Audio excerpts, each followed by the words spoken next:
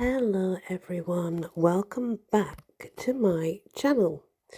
So obviously we've already done the days of the week and now we're moving on to the elements. Natural processes are the basis of all existence. Nothing is sustainable for any length of time that does not base itself on the true principles of nature. The traditional way of understanding the workings of nature symbolically is to see it through the four physical elements: fire, air, water, and earth.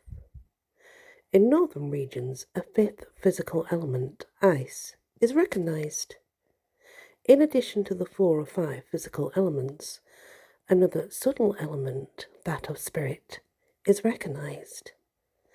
This is the quintessence, or let's say the subtle, all-pervading spiritual element that pervades and empowers the physical elements. Fire. Fire symbolizes the lightest things of existence, the energy and spirit. Its corresponding direction is south. There are 5 earthly manifestations of fire. 3 are natural and 2 are artificial.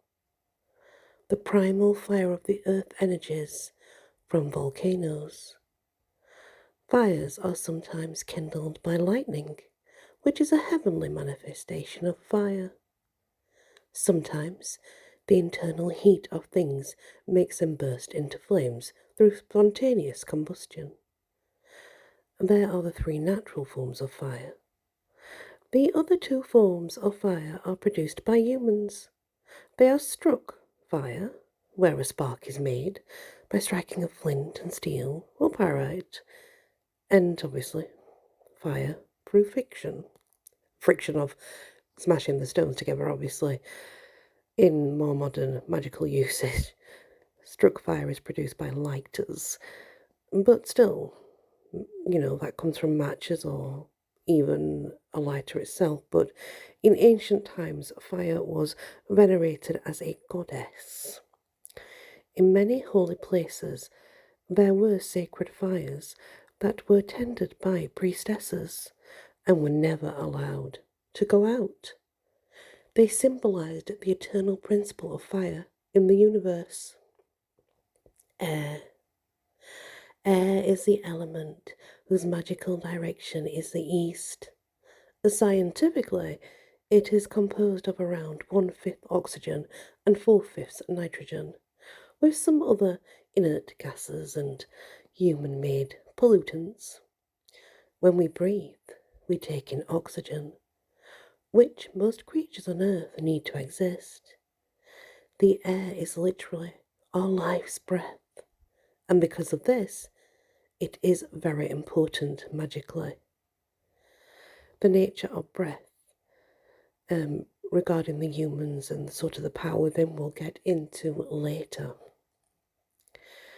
The air is considered to be ruled by the air elementals, which include sylphs, dragons, gremlins, zephyrs.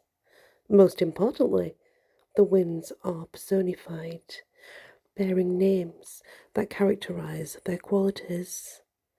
These vary from place to place, depending on the local qualities of the winds. Each location gives them their own local names, and there are traditional sayings and rhymes and songs that describe their qualities. The qualities of the individual winds differ from place to place. Traditional magicians have always been in demand to call up the wind, and there are certain techniques that are still taught today. Whistling up the wind is the simplest, facing toward the direction from which the wind is wanted. The practitioner whistles in a certain way, concentrating on the increase of breath. Offerings in stones containing natural depressions are also a traditional means of wind raising. These offerings, such as milk, ale, or grain, are laid in the hollow in the direction from which the wind is needed. The hollowed surface is an inverted reflection of the dome of the heavens, and the correspondence is clear. Until sails were replaced by power units, fishermen in the Baltic Sea constructed stone labyrinths on rocky islands and danced through them to call up favourable winds. Good air and bad air are both significant magically. A place can either sort of have a good or a bad atmosphere, literally, depending on the area, and of course it depends on what's happened to bring disharmony to the area or what's happened to bring harmony to the area. It's like laid air, an air that's known to have different spiritual qualities at different times of the day too. That can happen. You know, you can go to one place and feel a certain way, let's say through the daytime, and then when the night comes, you can go back and feel another way. That's the layering of the energies through the air, negative, positive. It all interlinks with magic. Water. This is heavy and flowing. It circulates. Its direction is west. Like the other elements, it is symbolized and personified by an army of sprites, including Negans, Undines, Urisks, and water horses, Kelpies, Nixes, the Lady of the Lake, the Kraken, mermen and mermaids. These express states of water in static pools, flowing streams, rivers, whirlpools, and waterfalls, waterspouts, and tides. Each river has its own spirit, a god or even goddess. Many river names reflect this too, because they're named after gods or goddesses. To us as air-breathing beings, water manifests the law of unity of opposites. Without water, a life cannot exist. But water can also kill us by drowning. Earth. Earth is the lowest element, the basis of all. Aspects of the element are sort of very important to magic. It's obviously our grounding and our connection to the earth. It's extremely important.